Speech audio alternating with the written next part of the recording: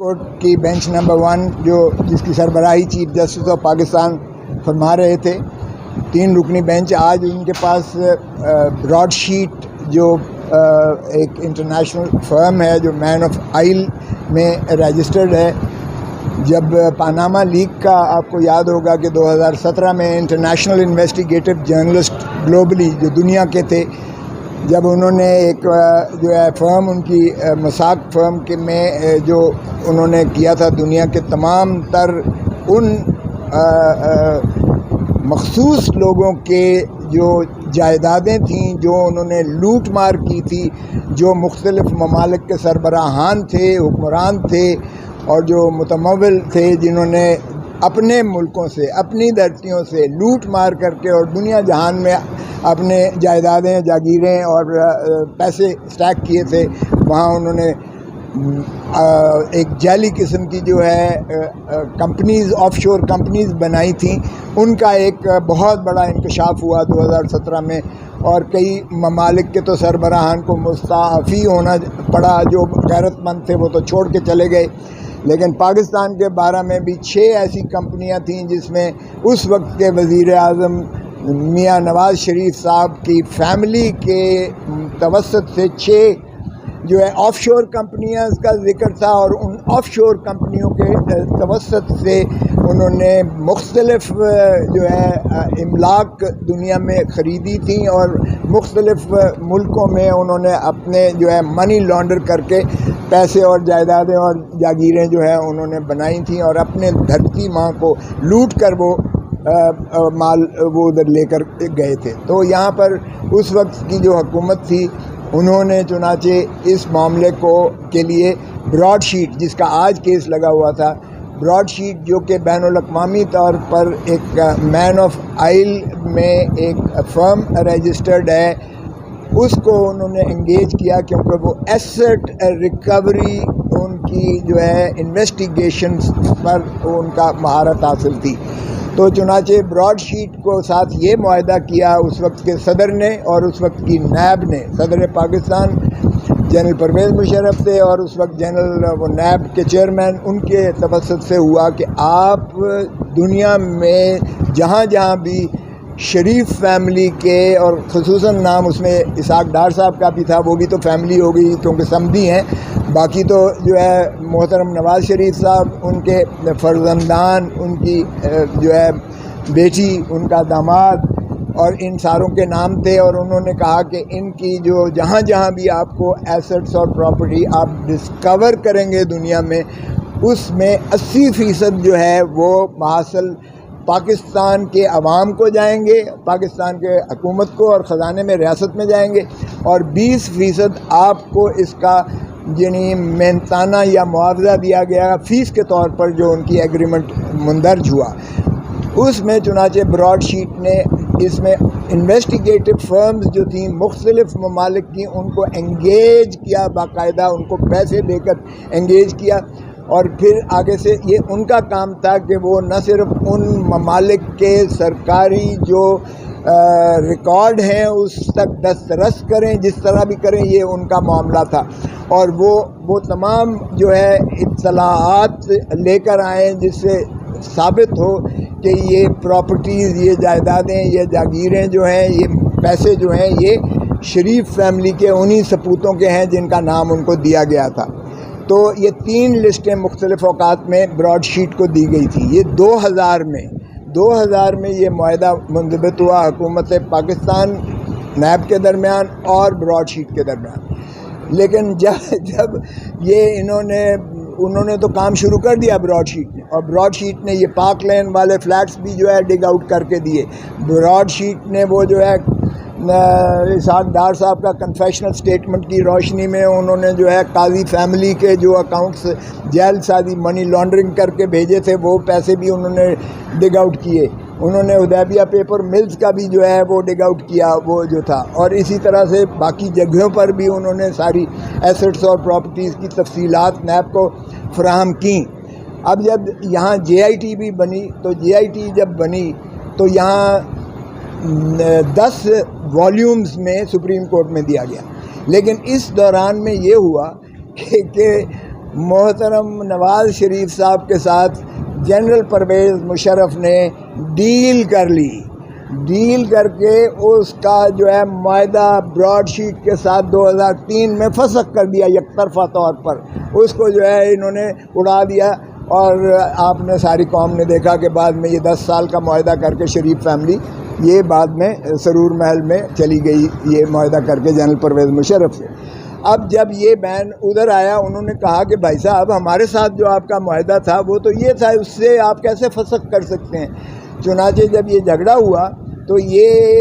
Man of आइल की court में गया और उन्होंने एक sole arbitrator sir Anthony Evans QC, जो वहाँ का रिटायर्ड जज था बरतानिया की हाई कोर्ट का, उसको सोल आर्बिट्रेटर, दोनों फरीकैन ने सोल आर्बिट्रेटर बनाया। उसने पहला फैसला ये दिया है गवर्नमेंट ऑफ पाकिस्तान, और इन्होंने कहा ये तो हमारा मायदा हमने मंसूख कर दिया, हम रिस्पॉन्सिबल ही नहीं है, हम जिम्मेवार ही नहीं है इनके साथ बैठ कर बातचीत करने की। तो उन्होंने कहा कि ये मायदे का जो फसख किया है ये आपने एकतरफा किया है, बैनुल अक़वामी क़वानीन की खिलाफ वर्जी की है, ये हम मुस्तरद करते हैं और आप जवाब दे हैं। ये मायदा बदस्तूर जारी और सारी रहते हुए हम इसको आगे प्रोसीड करते हैं। ये हुकूमत पाकिस्तान और ये बरतानिया में ले गई और हाई कोर्ट बरतानिया ने, यूके की हाई कोर्ट ने लंदन में न सिर्फ वो खारिज किया बल्कि हुकूमत पाकिस्तान और नैब को जुर्माना भी आयद किया। उसके बाद चुनाचे सर एंथनी इसको जारी रहे। फिर पता चला कि ये 10th वॉल्यूम जो यहाँ था, यहाँ नैब ने और GIT ने ये कहकर सुप्रीम कोर्ट को कहा कि इस मायदे को मेहरबानी करके आप सील कर दें, क्योंकि इसमें शरीफ फैमिली के वो बाहर बैरूनी असासे जो इन्होंने पाकिस्तान को लूट कर बनाए हैं उनकी तफसील है, जो हम अभी हुकूमतों से मीमो ऑफ अंडरस्टैंडिंग के ज़रिए उनसे ये इंफॉर्मेशन सोलिसिट कर रहे हैं सरकारी तौर पर, ताकि वो हम दें वो हमें और हम इस पर आगे प्रोसीड करें। अगर आपने इसको डिस्क्लोज़ कर दिया तो हमें ख़तरा ये है कि ये शरीफ फैमिली वो वहाँ कागज़ों में, रिकॉर्ड में वो रद्द बदल करके गायब करवा देंगे सबूत को, या चूँकि ये इतने बाअसर हैं, एक इंटरनेशनल माफिया का हिस्सा हैं, तो ये वगरना उन हुकूमतों के भी चूँकि इनके ज़ाती ताल्लुकात उनके अकाबरीन से होते हैं, ये वो इंफॉर्मेशन हमें मुहैया नहीं करने में रुकावट पैदा करेंगे। तो चुनाचे सुप्रीम कोर्ट ने उनके नैब के और GIT के इस इस्तदलाल पर वॉल्यूम 10 को उस वक्त सील कर दिया। अब उसके बाद ये हुआ कि सर एंथनी ने उसको हटा के बाकी का अवार्ड दे दिया, और अवार्ड में आपने देखा कि फिर जिस तरह से उसकी एग्जीक्यूशन हुई हुकूमत पाकिस्तान के। आज जो नुमाइंदा था एडिशनल अटॉर्नी जनरल, उसने कहा कि हमने इतना जो है 28 मिलियन के कितना हमने दिया है, उसके हर्जाना भी भरा है, जुर्माना भी भरा है, वगैरह वगैरह जो उनके ज़िम्मे बनते थे। तो मैंने कल यही पूछा था उनसे, स्टीवर्ड से, जो कि ब्रॉडशीट के जो नुमाइंदा थे, उन्होंने कहा नहीं, ये ज़रूर गई है सर एंथनीज़ का जो है अवार्ड ये गया है, लेकिन ये कोर्ट का जो मैंक्स कोर्ट है मैन ऑफ आइल की, उसमें ये मामला ज़ेर तजवीज़ है और ये अभी भी 10th वॉल्यूम की हमें ज़रूरत है, क्योंकि लिक्विडेशन अपॉइंट हुई है और लिक्विडेटर ने अभी अपने हमने कर्जाजात देने हैं जो हमने मुख्तलिफ ममालिक में एंगेज किए थे, एम्प्लॉय किए थे, जिनके ज़रिए से ये तमाम इत्तलाआत और इन्फॉर्मेशन हमने सीख की है। तो आज मैंने यही कहा कि जनाब अभी तक ये जो है ये मामला अभी यकसू नहीं हो सका है और इसलिए ज़रूरत है, और वो मैंने लेटर भी दिखाया। उनका ख्याल उसका ये था वफाक का कि जी ये इन्होंने सिर्फ मांगी थी कि ये आर्बिट्रेशन के लिए 10th वॉल्यूम की रिक्वायरमेंट ज़रूरत है। तो चूँकि आर्बिट्रेशन सर एंथनी एवंस ने कंक्लूड करके अवार्ड फाइनल दे दिया है, तो अब इनकी नालिश अगर इन्होंने करनी है तो ये नए सिरे से इनको करना पड़ेगा, अगर अभी भी इनको इस वॉल्यूम की ज़रूरत है।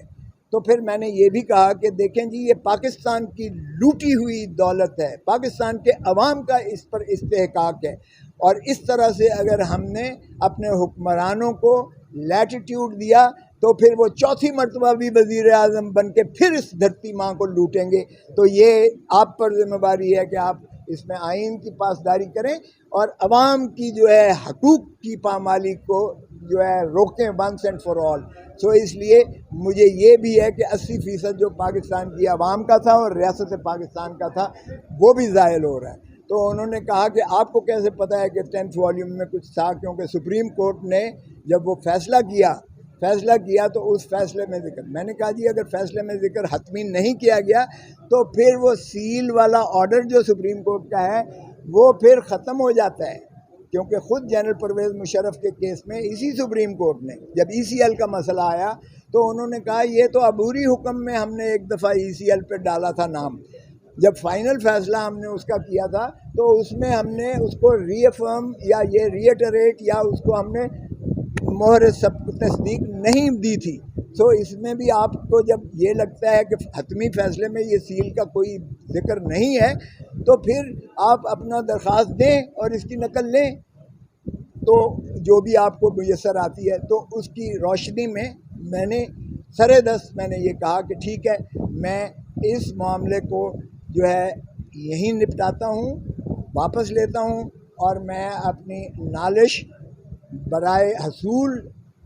10वीं वॉल्यूम के जो इन्होंने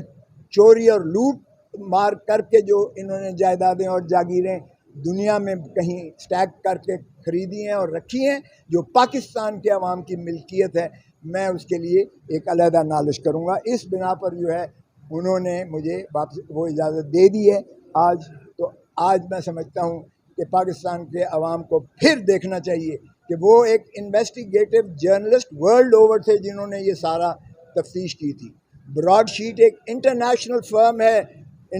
फर्म है जिन्होंने ये तस्दीक की थी, और शरीफ बरादरान के बशमूल एवनफील्ड के और बशमूल दीगर ज़राए ओके वो उन्होंने साबित किया था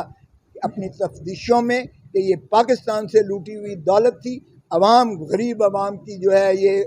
उनकी पूंजी थी जो